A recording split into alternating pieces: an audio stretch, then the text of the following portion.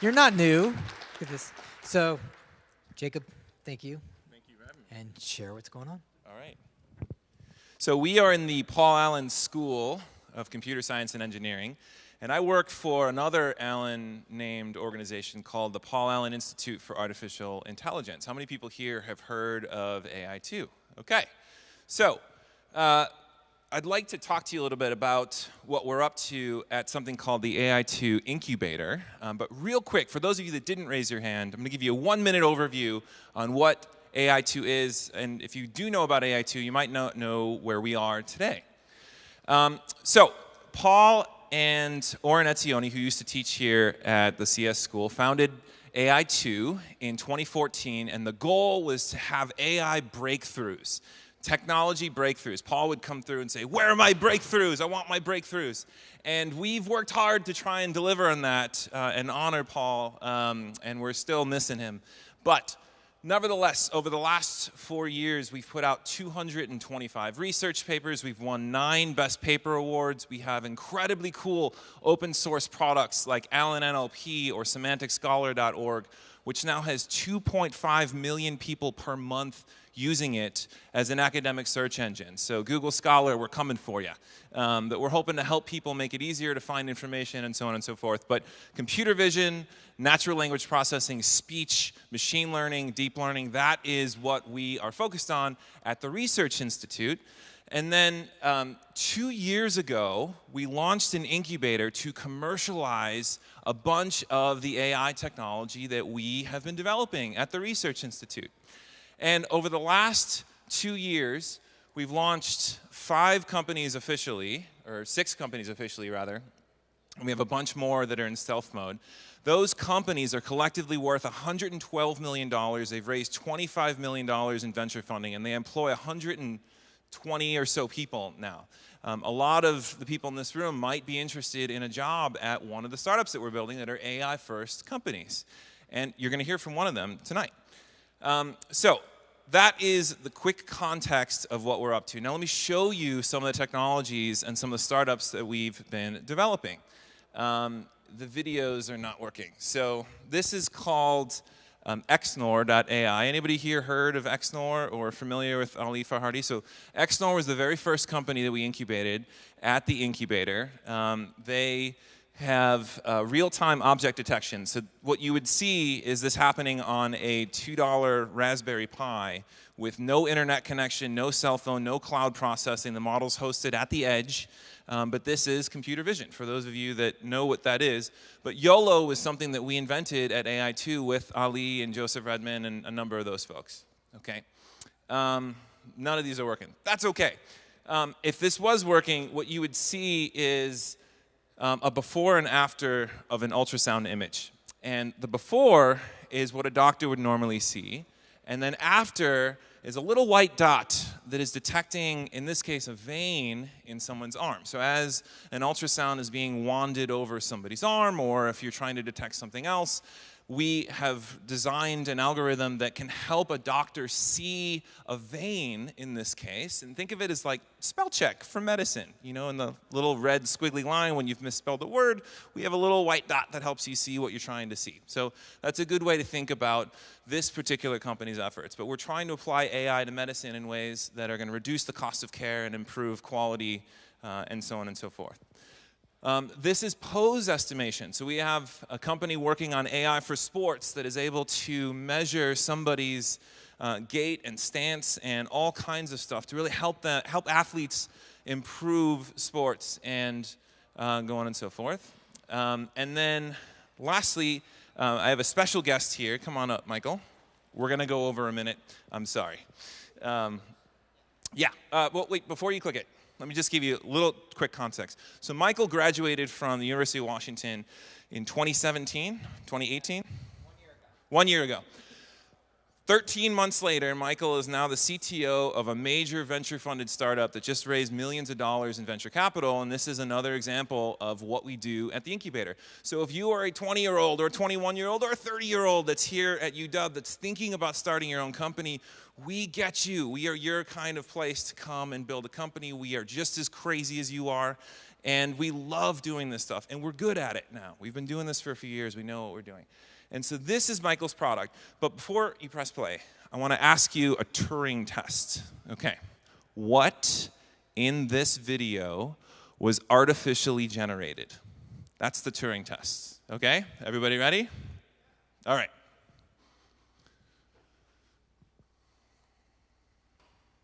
Press play. Hopefully there's sound.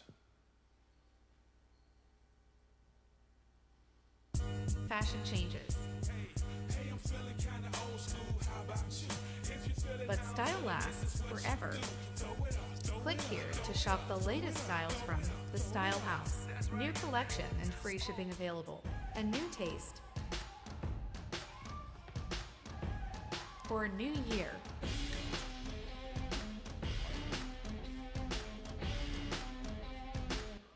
Okay.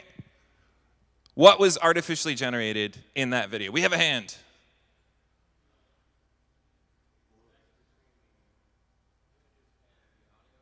The connection between the images and the audio. Okay.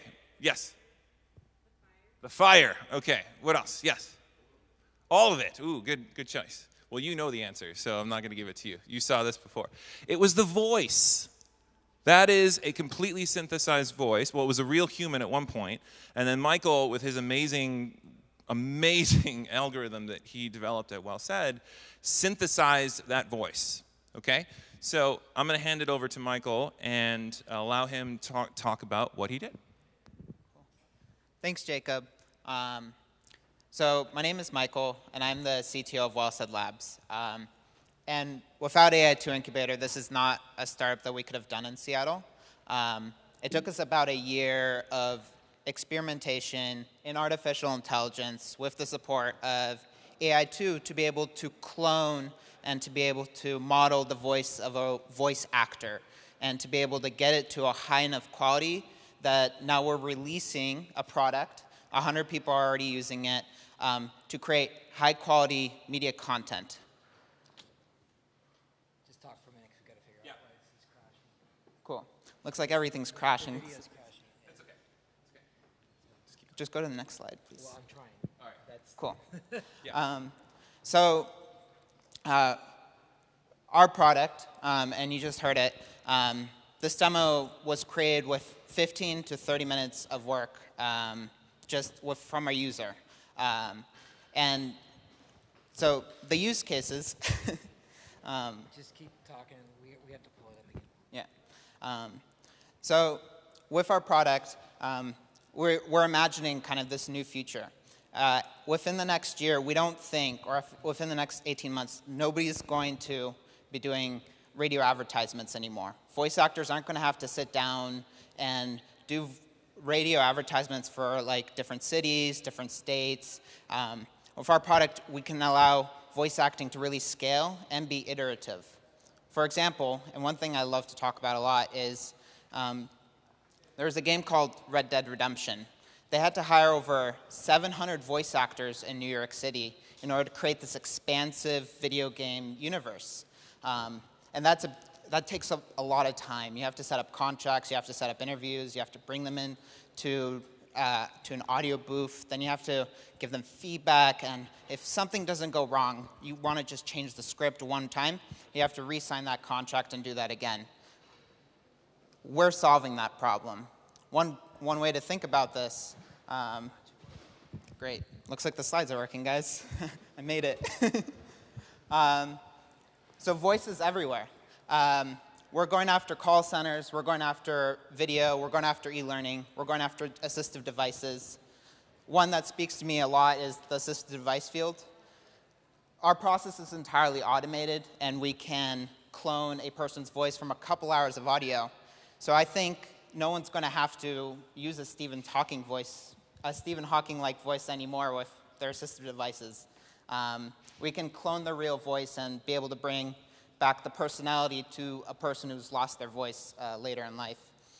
We can also think about audiobooks. We don't have to have Google Home or Amazon Alexa reading audiobooks in kind of a dry, monotone, stale way. We can create, this program allows us to create lifelike, expressive audiobooks as if you're listening to it from a voice actor. So we recently closed a bunch of funding.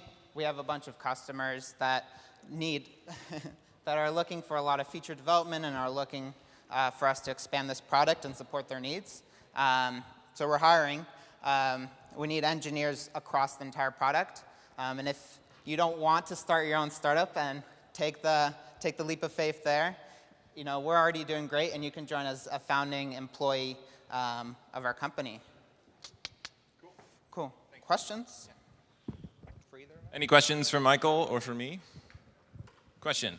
How do you embed motion? I mean, some people say there's 6 emotions, others 26. How do you embed that? So unlike a lot of, yeah. So the question was about how do you embed emotion? Unlike a lot of text-to-speech solutions, we don't try to control individual variables of the speech. So we don't necessarily embed emotion. We use a new technique, and I'm sure many of you have heard of it, deep learning, and we're using an end-to-end approach here. So at the beginning of the model, we input the text, and at the end of the model, we get out the voice. So we don't have any concept of controlling exactly how the model is learning these interdependencies behind emotion, pausing, or stress. However, we can control emotion through a data-driven context. We can annotate that emotion and see what the model learns correlates with this voice actor being angry or with this voice actor being sad. Yeah. Cool. Can you apply this technology to like singing? Singing? Yes.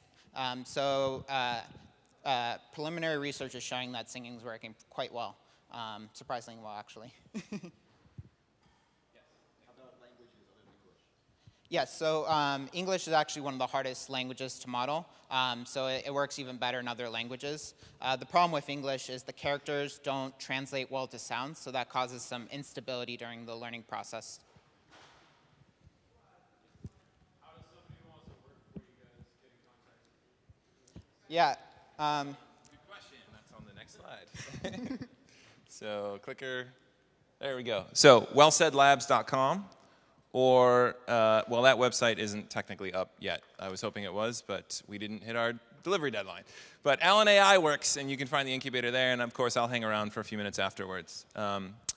Yeah, so I think we are way over. Apologies, but come on down and chat with us afterwards. We'd love to chat with you. A few quick things. Well Said is hiring the employee number 1, employee number 2, and employee number 3. So if you want to be one of the first 3 employees at an extremely cool startup, come talk to Michael afterwards. Yes. We closed funding just like 4 weeks ago, super early on. We're just now getting started. Yeah. That's a nice way of saying that they can pay your salary for a long time. So, so Michael's doing well. The Allen Institute for Artificial Intelligence has like 15 job openings, so if you want to come on down and do that, and then of course, if you're a pirate and you don't want to work for the British Navy and you want to start your own company, we specialize in turning you into the next CEO or CTO, and we've done it 6 times. So come talk to me afterwards if you want to do your own thing. Thank you for coming. I guess I will say thanks to Brett and Green. By the way, Sarah stole my line, but I'll say again, Sarah and I built the Impact Hub like 7 or 8 years ago, and really it stayed together because Sarah held it together with duct tape, and it's doing really well now. But we hosted the first New Tech Seattle. I still remember that. It was like baby green and baby red, and now you're all grown up green and grown up red. So that was super fun, and I love what you've done. And hand to Brett, for having worked for 7 years to organize the community here. That's pretty amazing. It only takes a couple people in a city to really bring a community together, and you've stood up at least once every 2 months for the last 7 years to do that. So as a member and a beneficiary of your hard work, thank you on behalf of the Seattle startup community for that. So, Thank you, guys.